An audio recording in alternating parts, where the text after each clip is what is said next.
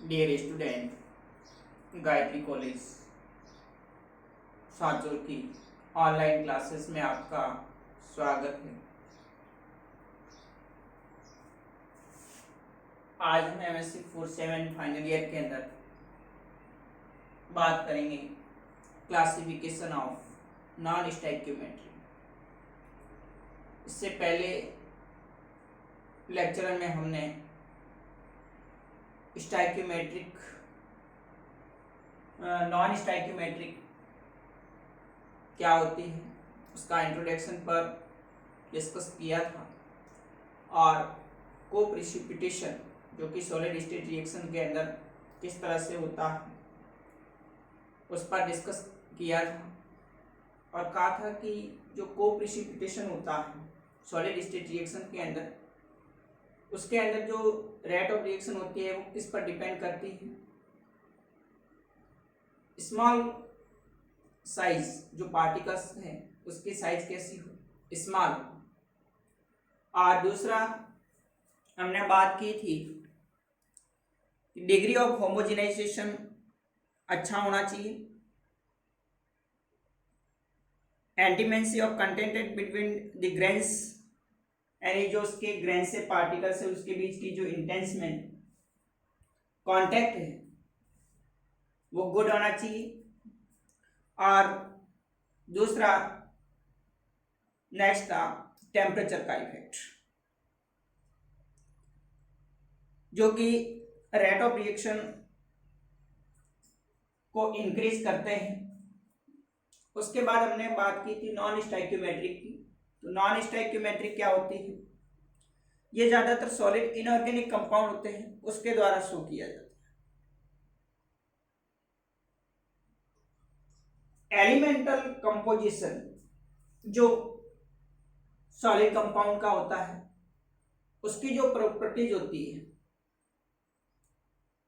जिसको हम इंटीगर से रिप्रेजेंट नहीं कर सकते उसको हम नॉन स्टैक्योमेट्रिक कहते हैं। तो नॉन स्टैक्योमेट्रिक क्या है? Non stoichiometric shows by solid inorganic compound having elemental composition whose property cannot be represented by integers। कोई भी सॉलिड कंपाउंड्स है उसका जो एलिमेंटल कंपोजिशन होता है उसकी प्रॉपर्टीज को इंटीगर्स के थ्रू रिप्रेजेंट नहीं कर पाते हैं, उसको नॉन स्टैक्योमेट्रिक का। अब इसका नेक्स्ट क्लासिफिकेशन नॉन स्टैक्योमेट्रिक को 3 कैटेगरीज के अंदर क्लासिफाइड किया गया है। एक compound with very small deviation from stoichiometric, next compound with very limited amount deviation, or third compound with very large deviation from stoichiometry. So in these 3 categories for divided non-stoichiometric, it is on the basis of extent on stoichiometric, यानी जो extent होता है, जो composition होता है, उस composition के base पे जो स्टैक्योमेट्रिक है उनको नॉन स्टैक्योमेट्रिक जो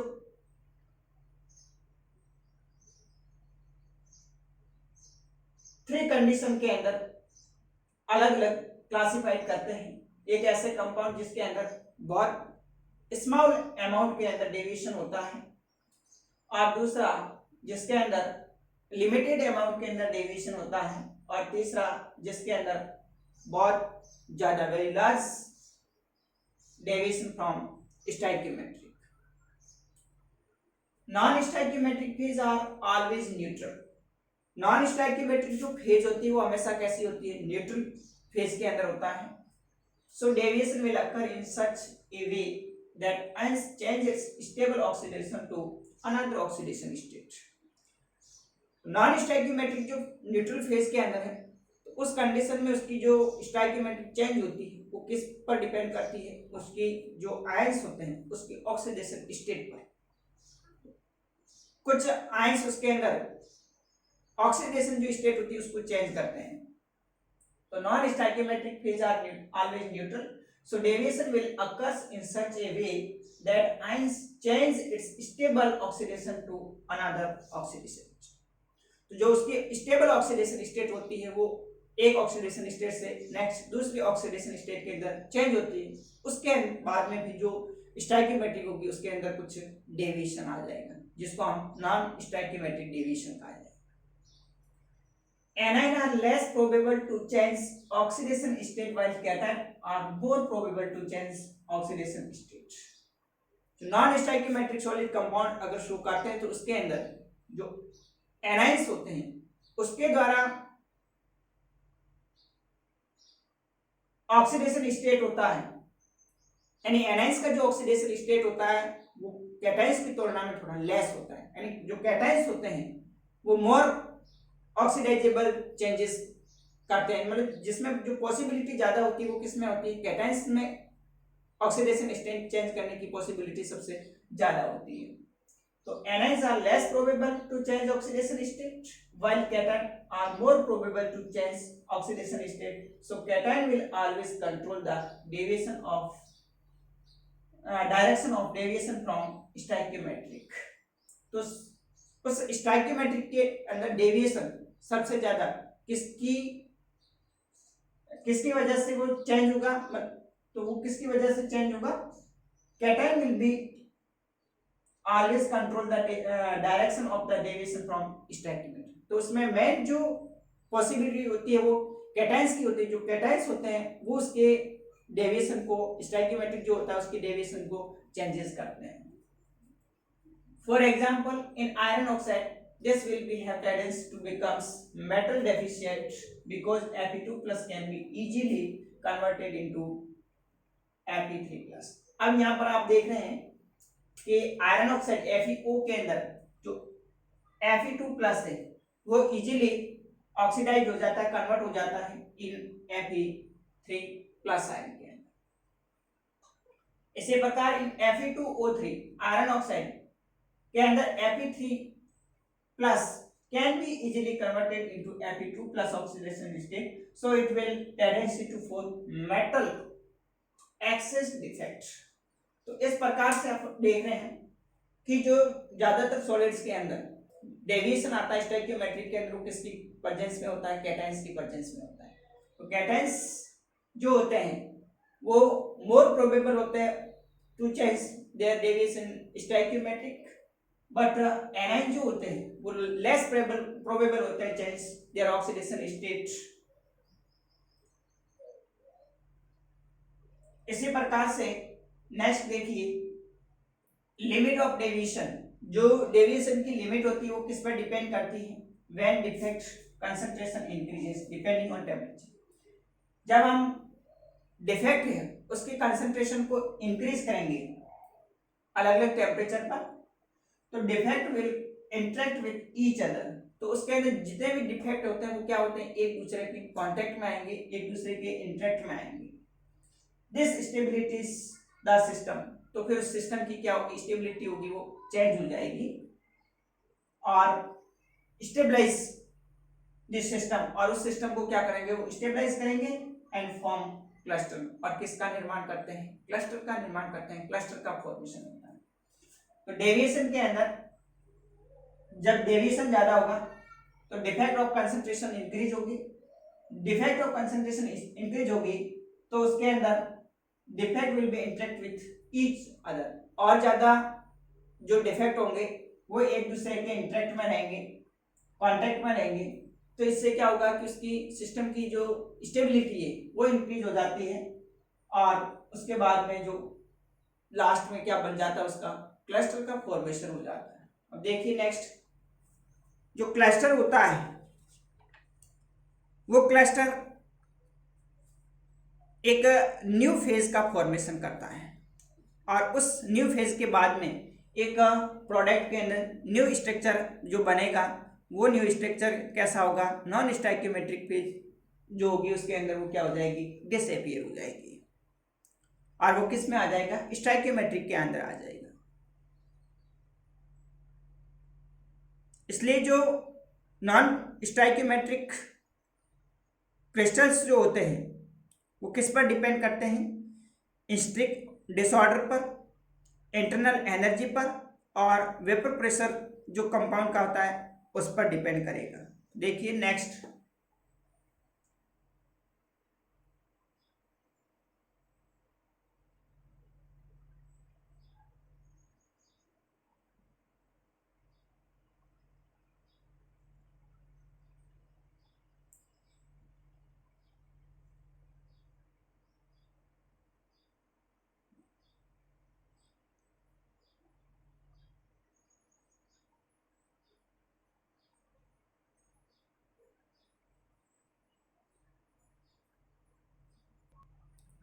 नेक्स्ट जब डिफेक्ट कंसंट्रेशन हम इंक्रीज करेंगे तो ज़्यादा से ज़्यादा मॉलिक्यूल्स होंगे, यानी जो डिफेक्ट होगा उसका इंटरेक्ट होगा एक दूसरे के साथ में, और वो सिस्टम को क्या करते हैं, स्टेबलाइज करते हैं, और क्लस्टर का फॉर्मेशन होता है।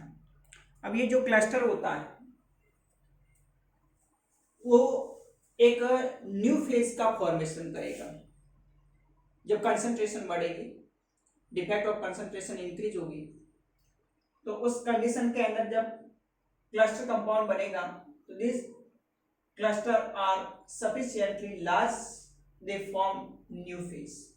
वो क्लस्टर क्या करेंगे, एक वापस न्यू फेज का फॉर्मेशन करेंगे with new structure, so non stoichiometric phase will disappear.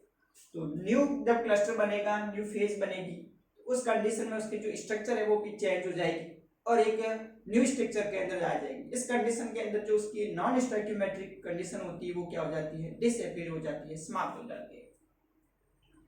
Hence large non stoichiometric in crystal depend upon, कोई भी कंपाउंड है उसका लार्ज अमाउंट के अंदर जो नॉन स्टोइकियोमेट्रिक है वो किस पर डिपेंड करती है, ये तीन फैक्टर है, एक intrinsic disorder, internal energy and vapour pressure. यानी लार्ज जो नॉन स्टोइकियोमेट्रिक होगी उसको थ्री फैक्टर इफेक्टिंग करेंगे। इंट्रिंसिक डिसऑर्डर मतलब जो उसके अंदर आयंस है उनका डिसऑर्डर, या तो वो आयंस ऑक्सीडेशन स्टेट के थ्रू कैटायंस हैं या एनायंस हैं, या फिर कुछ उसके अंदर इम्प्योरिटीज की वजह से उसके डिसऑर्डर है वो इंक्रीज हो, इंटरनल जो एनर्जी होती है उसमें चेंजेस हो, और वेपर प्रेशर जो कंपाउंड्स का वो चेंजेस हो। तो इस तीनों कंडीशन के अंदर जो नॉन स्टोइकियोमेट्रिक जो क्रिस्टल होगा वो क्या हो जाएगा, उसके अंदर जो नॉन स्टोइकियोमेट्रिक कंडीशन होगी वो क्या हो जाएगी, इंक्रीज हो जाएगी। इंट्रिंसिक का जो डिसऑर्डर होता है is directly proportional 1 deviation of non stoichiometric, यानी कि जो नॉन स्टोइकियोमेट्रिक डेविएशन है, अगर इंट्रिंसिक डिसऑर्डर ज्यादा होगा तो डेविएशन ऑफ नॉन स्टोइकियोमेट्रिक क्या होगा, कम होगा। यानी नॉन स्टोइकियोमेट्रिक के अंदर डेविएशन है उतना ही उसमें विचलन कम होता है अगर इंट्रिंसिक डिसऑर्डर है वो ज्यादा होता है, और इंट्रिंसिक डिसऑर्डर कम है तो डेविएशन ऑफ नॉन स्टोइकियोमेट्रिक क्या होगा, ज्यादा होगा। अब नेक्स्ट है सुपरलेटिस ऑर्डरिंग ऑफ डिफेक्ट। सुपरलेटिस का मतलब अगर सॉलिड कंपाउंड के अंदर कंसंट्रेशन हम इंक्रीज करते हैं, when the concentration of defect is more they interact and form cluster। Concentration ज्यादा होगी तो उसके अंदर डिफेक्ट ज्यादा होंगे, डिफेक्ट ज्यादा होंगे तो ज्यादा जो क्रिस्टल होगा वो एक दूसरे के इंटरेक्ट में आएगा, और ज्यादा इंटरेक्ट में आएगा तो क्या होगा, क्लस्टर फॉर्मेशन होगा, और क्लस्टर फॉर्मेशन में क्या होगा, एक न्यू फेज बन जाएगी, और उस न्यू फेज के अंदर क्या होगा, वापस न्यू स्ट्रक्चर बनेगी, और उस न्यू स्ट्रक्चर के अंदर जो उसकी नॉन स्टोइकियोमेट्रिक है वो क्या हो जाती है, डिसअपियर हो जाती है। तो सुपरलेटिस के अंदर यानी जितनी ज्यादा उसकी कंसंट्रेशन होगी तो उस कंडीशन में क्लस्टर जब ज्यादा होगा बनेगा तो when it sufficiently large in shape then it becomes into phases and new structures are formed। ज्यादा बड़ा क्रिस्टल होगा तो उसकी न्यू फेज बनेगी और उस न्यू फेज के अंदर वो क्या होगा, एक न्यू स्ट्रक्चर का फॉर्मेशन करेगा। In these atoms are present in small ratio in order lattice and have stoichiometry. फिर वो क्या होंगे, जो उसके अंदर एटम्स होंगे वो स्मॉल रेशियो के अंदर बहुत कम अनुपात के अंदर एक दूसरे आपस में कांटेक्ट होकर के लेटिस ऑर्डर में अरेंज हो जाएंगी, जिससे उससे क्या होगा कि जो नॉन स्टैक्योमेट्रिक वो डिसअपियर होकर के इसमें चेंज हो जाएंगे, स्टैक्योमेट्रिक के अंदर चेंज हो जाएंगे. So non stoichiometric comprise of small stoichiometric phase. तो नॉन स्टैक्योमेट्रिक जो फेज होता है वो किसमें हो जाएगा, स्मॉल स्टैक्योमेट्रिक फेज के अंदर कंप्रेस हो जाएगा, चेंजेस हो जाएगा. इस प्रकार से सुपरलेटिस जो ऑर्डरिंग डिफेक्ट होता है वो किस पर मेन डिपेंड करता है, उनकी कंसंट्रेशन पर. ज्यादा कंसंट्रेशन होगी तो उसमें इंटरेक्ट ज्यादा होगा, क्लस्टर फॉर्मेशन होगा. क्लस्टर फॉर्मेशन होते ही फिर क्या होगा, जो फेज है एक चेंजेस हो जाएगी, न्यू फेज बन जाएगी. न्यू फेज के साथ में न्यू स्ट्रक्चर बनेगी और न्यू स्ट्रक्चर के साथ में क्या होगा कि जो स्मॉल रेशियो के अंदर जो उसके एटम्स होते हैं वो आपस में लेटिस का फॉर्मेशन हो जाएगा और उससे क्या हो जाएगी, उसकी जो नॉन स्टैक्योमेट्रिक डिसअपियर होकर के स्टैक्योमेट्रिक के अंदर आ जाएंगे. तो जो नॉन स्टैक्योमेट्रिक होता है वो कंपेराइज होकर के एक स्मॉल स्टैक्योमेट्रिक फेज के अंदर चेंज हो जाएगा. तो इसको हम कहेंगे सुपरलेटिस ऑर्डरिंग ऑफ डिफेक्ट.